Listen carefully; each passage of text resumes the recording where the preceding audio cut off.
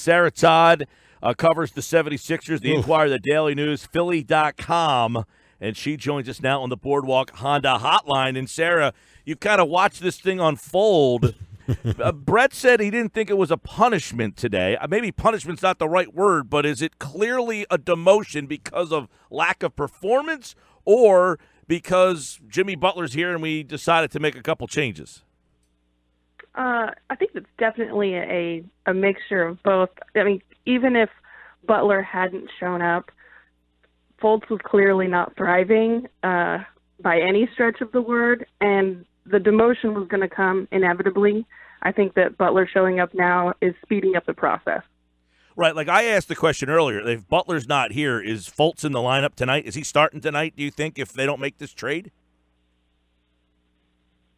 I mean, it's a great question. I think from my perspective, I thought the Fultz thing, especially in the starting lineup, was going on a little bit too long already. But Brett seemed pretty resolute in the idea of trying to, quote-unquote, let him grow with the starting unit. But, you know, it was a really strange situation, and I think maybe a little bit of the reason that they were using him is try to get to see if he came back to a little bit of his old self, because they're trying maybe to see if he can have a little bit more trade value, because at this point, like, there's not much value. So if they got him going a little bit, he got a little bit more assertive, maybe he would. Either way, I think the pressure is kind of on him more now to be the leader of that second unit.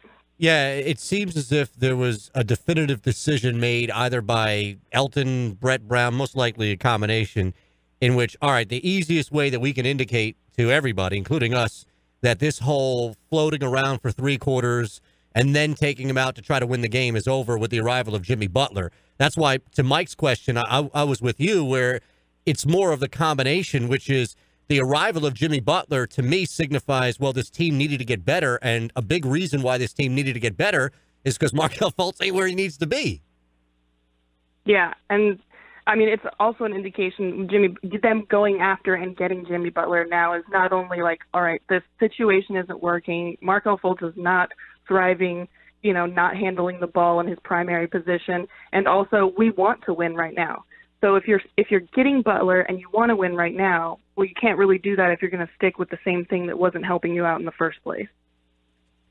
Right. And I think now there is this, and this is my term, misconception, that I think Jimmy Butler comes in here and just stomps him and, you know, relegates Markelle Fultz to the corner. But it seems as if, based off rotation and how we anticipate Brett Brown to kind of move forward, is that Fultz won't be out there in a lot of times in which Butler and Fultz are there in clutch moments, and Butler is like old school Kobe Bryant shaking his head at Swaggy P launching from 35 feet out.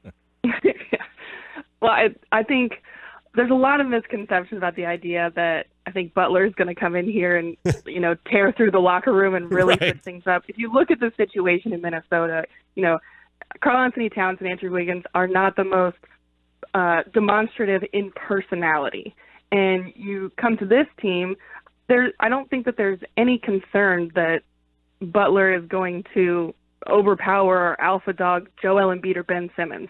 Those guys, it's clearly their team, and they have very strong and competitive personalities. I think that Jimmy Butler is really going to gravitate towards that. As far as him, like, sending Markelle Fultz to a corner, number one, I think that a lot of the guys that are on the team have Markelle's back, and so that'll kind of, you know, create a bit of a bubble around him. Great point. Then again, if Butler is the kind of person that could send Fultz running, then I think that says more about Markelle than it does about Jimmy. Now, Sarah, Eitan asked me at the beginning of the show, okay, he was not used at all in the playoffs in the Boston series, very limited in the Miami series. His question to me was, what did I see over the summer? Well, because, hold on a second. Notice how he's already trying to corner me. I'm being fair. No, I'm asking. It was a reactionary question. You made a statement, and then I reacted to that statement asking you. So, no, my question for her is, he asked me, what did I see? And my answer is, I didn't. My question is, did you or anybody see anything in camp that suggested that this guy earned, you know, when that curtain closes, did Brett Brown see a guy shooting away that maybe he just doesn't do it. You know what I'm saying? Like, did he show things in camp that were now not translating to the court? Because all we saw were these, like, ridiculous Instagram videos. That's what we all took for granted, that he worked with this guy 3 times a day, and that because he did this, he's up to speed, he has talent, he should play. Well, did we see anything behind that curtain that would say, yeah, he should be playing based on this, and then he gets into the game, and then it doesn't happen? Yeah, I think one thing that people don't really know about what the beat reporters and all of us see while we're at practice or during training camp is they really don't let us see much. They let us in at what they call is the last 10 to 15 minutes of practice, but really by that time they've wrapped everything up, and we're seeing some really light, tired scrimmaging or just some free throw shooting or three-point drills. So it's really, really Was he a part of the three-point drills? He was not.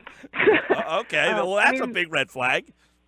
So we didn't see a ton of Fultz. We saw him, shooting a couple jumpers here and there. They looked more fluid than we'd seen over the past year, at least. But what we were being told from Brett and from everybody within the organization was that, this guy is improving. He's done a lot of work. He looks really assertive in practice. He looks great. His confidence is back. And the difference that we see is we're hearing all these words, but then once the season started, that was not translating into what was happening in games. So, it was just as confusing for us to hear and see what we saw and then see what we're seeing in games. Do you think, or I should say, how long of an adjustment period do you expect to see with Jimmy Butler acclimating himself on this team? And I imagine acclimating himself on the defensive end will be far easier than a completely different type of offense, more detailed, clearly, than he's running here as opposed to in Minnesota. And it doesn't mean that they're going to struggle every single night, but it might be over the next 6 games. 4 of them look like they're ready to win the East, and 2 of them look like this thing needs some time. That's kind of where I was going. Yeah, there's definitely going to be a few missteps, but Jimmy Butler is a very competent basketball player, and so I don't think he's going to have a lot of trouble picking up on the offense. Probably the most difficult thing for players to do when they're switching teams is learning actually like defensive terminology. And since he's such a great defensive player, he'll pick up on that faster than most people will anyways. Like you said, maybe 4 to 6 games, you kind of see him working his way through changing from what was more of an ISO game in Minnesota to more of a motion offense here in Philly. But, past a few games, I think it's going to be mostly smooth transition. Sarah, Todd is with us, covers the Sixers. Jimmy Butler will make his debut tonight. Let me ask you, do you think that there is a role that's maybe just a diminished role for a guy like Fultz now? Like, okay, he's the number 1 pick. You hope he's a superstar. He's not. The realization is that maybe one day he'll get to this point that we all hope he is. But does he still have an NBA role right now? Or is it, I don't know, a charity case if they put him out there? I don't know that that's the case. But do you see that he can be you covered the Warriors for a while, right, Sarah? They had Livingston out there. So could Fultz be this, second-team point guard that comes in and runs the second unit with confidence? Is there a role for him in this league? I think that, all original expectations kind of have to be thrown out the window with Fultz right now. I think a very reasonable and hopeful expectation for him is to become that kind of a serviceable backup point guard that you can count on. I think it's going to take a while, though, because though he's shown moments of assertiveness on offense, or he's had moments on defense too, and Brett Brown likes to say that he's playing very well defensively, but there's also been games this season that he's just getting torched on the defensive end. And so I think it's going to take a while for him to carve out that role and be successful in it. But in the limited space that we've seen him work on, I think that is a reasonable expectation, that he can become a serviceable backup point guard. Has there been any discussion with Brett Brown since the announcement of this trade going down? And I know it's a specific basketball question, but I'm just curious if it's popped up about, with the arrival of Butler, them running more pick and rolls, because clearly with the issues of Markelle Fultz and the lack of any type of aggression shooting from outside with Ben Simmons, it's clearly very easy to defend the pick and roll now, but it's very difficult if you run it with Jimmy Butler.